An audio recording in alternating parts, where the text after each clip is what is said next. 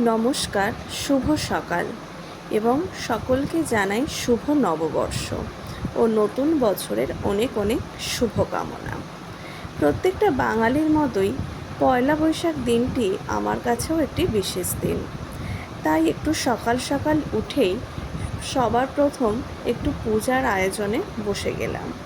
একটু তাড়াতাড়ি সব কিছু করতে হলো, কারণ আজকে আমার মর্নিং ডিউটি রয়েছে। আর মর্নিং ডিউটি থাকলে সাধারণত আমি ওই 6:45টার দিকে বেরোই।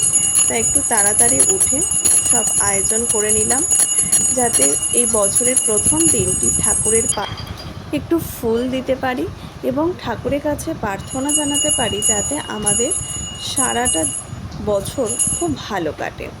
এবং তার সাথে সাথে পয়লা বৈশাখ মানেই হরি ঠাকুরের কাছে বর্ষঝাড়া ঝোলানোর নিয়ম তো রয়েছে। তাই কালকেই সমস্ত কিছু রেডি করে রেখেছিলাম। আজকে ঠাকুরের গলায় একটু মালা দিয়ে এবং দুধ, দই, অগরু, গঙ্গা জল দিয়ে যে জলটা তৈরি করেছিলাম সেটা ঠাকুরের শিরে ঢেলে দিলাম।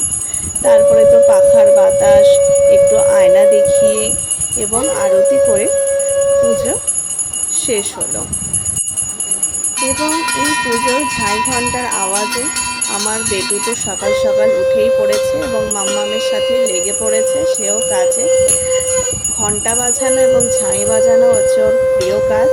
যখনই আমি বা মা যখনই কেউ পুজো করি তখনই ও চলে আসবে ঠাকুর ঘরে এবং আমাদের সাথে ঘণ্টা ঝাঁই বাজাবে এবং নম করাও শিখেছে।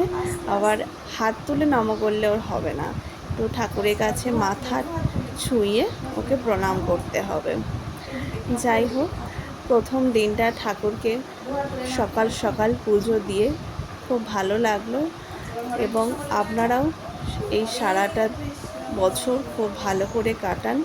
সকলে খুব ভালো থাকবেন, সকলকে ভালো রাখবেন। তবে আজ আসি, সবাই ভালো থাকবেন। ধন্যবাদ।